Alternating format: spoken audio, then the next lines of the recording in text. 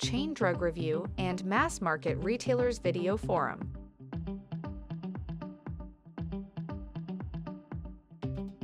Brought to you by the Emerson Group. Hello, everyone. I'm Jeffrey Wolt, Editor-in-Chief of Retail Media IQ. Welcome to our video forum. Today, we're thrilled to have as our guest Matt Williams, Vice President of U.S. Government Affairs at McKesson. Matt, good to see you. Thanks, Jeff. Good to see you as well. You're just coming out of McKesson's annual Idea Share show, where you bring together many of your customers and your independent pharmacy members in the Health Mart network. Maybe you can give me your overall impression of the show, and then we'll drill down a little bit on the government affairs side. I'm a big fan of Idea Share, and I'm a particular fan of this year's show. And what I found most compelling about the show this year was the real connection for our pharmacy customers on how we think about the public policy space and how they can connect to that to make a meaningful difference. And that includes what we're doing in the pharmacy area as well as in the Pharmacy Services Administrative Organization area. So between conversations about how those pharmacies are leveraging their PSAO to make a difference in their community, along with the traditional pharmacist work, at the desk, helping patients and out in the pharmacy, I was just really impressed at how well there were layers of conversations to help pharmacy do better and serve their community. So I thought it was really well organized, and I appreciated it this year. It's the fourth one that I've been to, and I would say by far the one that I thought was the best organized. And can you talk a little bit more about the specific policy initiatives that you were talking to the membership about? Yeah, so I am pleased with the progress that we've made, Jeff, after a lot of years and a lot of effort on the bill that's formerly known as ECAPS and is now called the Main Street Pharmacy Act. We've been part of a coalition called the Future of Pharmacy Coalition that has a lot of different organizations rowing the boat. We're really pleased about that. McKesson has been proud to be part of that since its beginning. And we were able to get a bill that was taken up by the House Ways and Means Committee a number of weeks ago. They passed that bill on voice vote out of the committee, which I was very pleased about. And that's the first time that bill has actually made it through a congressional committee. The reason that's important is that if we think about how the rest of the year might function at the federal government level, we certainly anticipate that there's likely to be some kind of year-end package on issues that matter in the healthcare space that will be passed and signed into law. And we now see this as part of that overall discussion group of bills that have a decent shot to be passed.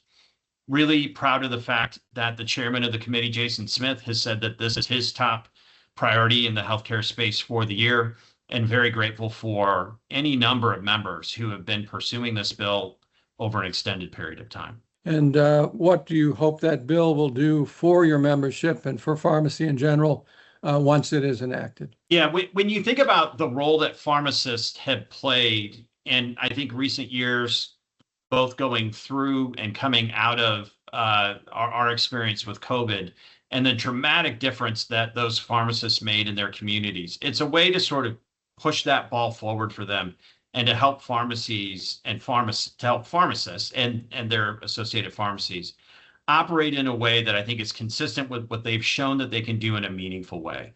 And so that has a lot to do with test and treating, vaccinations and the like. And I think it's a great access opportunity for patients who have found that to be extremely attractive for them, easier for them to gain access to healthcare in the system faster and in a lower cost setting. So I think that there's a lot to like about what pharmacists are doing now and can be allowed to do with the right reimbursement streams. And that's what this bill does, is it facilitates the ability for them to receive reimbursement for this. Let me ask you a question on this issue and others. I talked to pharmacists and pharmacy advocates and associations, and they generally say we have great bipartisan support on Capitol Hill. Yes. Why does it take so long to get anything done if there is this broad support? There's sort of two layers to this, right? When we talk about the public policy itself and what this bill is, it has been a very careful negotiation over an extended period of time with different players in the healthcare space that may have different points of view about what this bill does, doesn't do, what it looks like, what it doesn't look like. And that's taken a lot of time, effort, and energy. And I think that that's been well spent. There's then the second layer, which has to do with the overall atmospherics of how anything gets done in Washington today. And, I think it is fair to say that that's become a little bit more difficult over time. It's in part due to the competition for legislation. It's in part due to the congressional calendar. It's due in part to the level of, sort of political polarization at times that we deal with. So I'm very proud that this legislation has broad bipartisan support. And this bill will help communities in red districts, in blue districts, in states with smaller populations, and in states with larger populations. So I really give credit to many people who have been involved in crafting the legislation and thinking it through in ways that allow it to have the broadest possible attractiveness to those who would seek to pass it. And what other issues at the federal level is McKesson focused on currently? Yeah, certainly. So any number of issues that we care about. I know that one that we were recently talking to elected officials about has to do with clinical trial access, for example. How do we ensure that clinical trials are more accessible for patients who may be coming from some kind of disadvantaged background, whether that's economic, geographic, whatever that case may be. So we do a lot of work to try to increase the ability of every patient to gain access to care in whatever best form that looks like. And I feel very grateful to work for a company that really cares about patient access and doing it in the best possible way. And many of the Health Mart stores are in underserved areas, right? Both rural and urban. Absolutely true. And I'm really proud of the work that the company has done recently in communities like Cincinnati, where there's a newish, now a couple of years old, Health Mart pharmacy in a disadvantaged community. We're doing some additional work in Syracuse, New York, right now that will have another pharmacy that's focused on that. And so I'm a big believer that healthcare is a very individual experience for all of us. And the way that we think about healthcare and access is oftentimes through our own lens. And that when we talk about the meaning of systems and how they work, the best way to make it work is for it to work for us as individuals and those that we care the most about. And so I've been really pleased that McKesson has taken that approach in how they think about public policy. How is McKesson viewing the question of what more needs to be done on the PBM front? Yeah, so I would say on a topic like PBM reform, we really leave it to our pharmacy customers to be able to articulate what those most critical needs are and to share that with their elected officials. And so that's really where we've focused on that issue most acutely. Mm-hmm.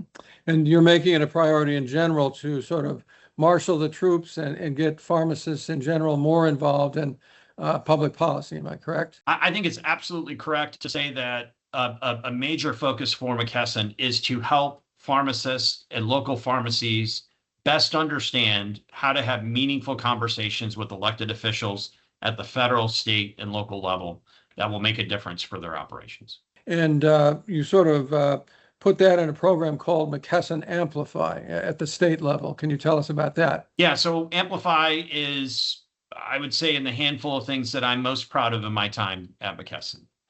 That program is designed to help local state pharmacy associations to pursue funding opportunities for them to better advocate and better organize pharmacy in their local state. It's very important to share that McKesson is not seeking to influence the agenda that those pharmacy organizations pursue.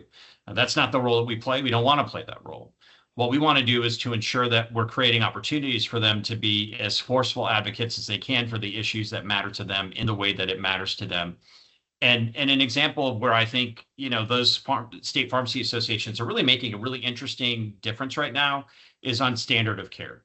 So when you think about how pharmacies can add to that debate and the science of what that standard looks like, there have been a number of states that have decided to work together, and the Amplify program has helped them do that in ways that I think are making a really great difference. To what degree does McKesson itself get involved in lobbying in the states? Is that something you do directly, or do you just leave it to the Amplify program? Yeah, so McKesson certainly has its own portfolio of issues that we work on the state level, just as we do on the federal level. When you consider McKesson as a wholesaler and a distributor and what that looks like, there's a lot of education that I think is critical for us to provide to elected officials at the state and federal level about what we do and how we do it.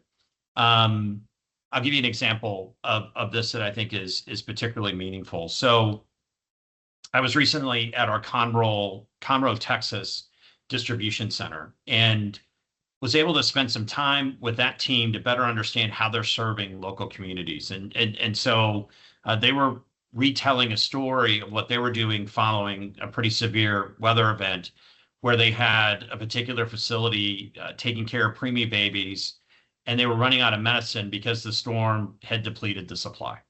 Mm-hmm.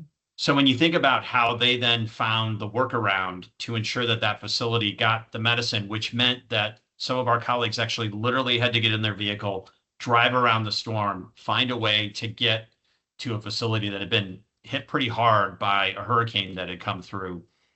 Those are the stories that touch my heart, because all of us at some point are going to be patients, have family members that need assistance. And then when you talk about babies in need, any one of us would do anything we could to try to help in those situations. And my observation from the work that I do is that those stories and that information oftentimes is easy to forget because it's oftentimes done behind the scenes. And so being able to share that information, those stories, the value that's brought through wholesale distribution and what that means to the patients that are coming into the pharmacy and need that support, I think it's a story we're telling, and we're glad to share it. You know, we talked about the importance of pharmacists being involved, of being active. How is McKesson trying to encourage that activity, and what specifically are you doing to try and let the world know about the example that you cited? And I'm sure there are many others as well. Yeah.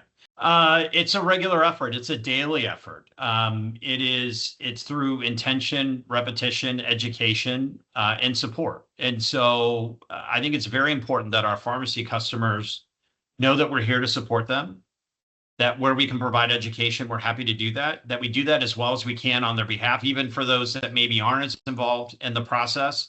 But I'm a big believer in the power of how local politics can make a difference. And what I mean by that is the story that a pharmacist will tell about what's happening in their facility through the eyes of a patient will always be much more impactful than what I would maybe call a bit of a more esoteric, systemic discussion about healthcare. And that goes back to what I was saying before. For each of us, healthcare is a very personal experience. And so we all connect to it in ways where when we've been treated really well by somebody, we remember it and we talk about it. And just as much if we maybe haven't been treated the way that we wanted to or should have been, we remember that. And sometimes we'll talk about that as well. So the way that we think about advocacy is from that local municipality first, and then up from there, and that we're prepared to do whatever we can to help local pharmacists tell their story, for those local patients to talk about what it means to them. And we get to hear stories regularly about how a particular pharmacist in a particular community made the difference that for that patient or their family that would otherwise not be known. They wouldn't have made the difference. That access really changes things for people. And so it's just a true delight to be able to do it. Yeah, no, it's great stuff. And I'm sure these pharmacists really appreciate the support that McKesson and your rivals provide for them. So anyway, I appreciate your insights today. Thanks for taking the time, Matt. Thanks, Jeff.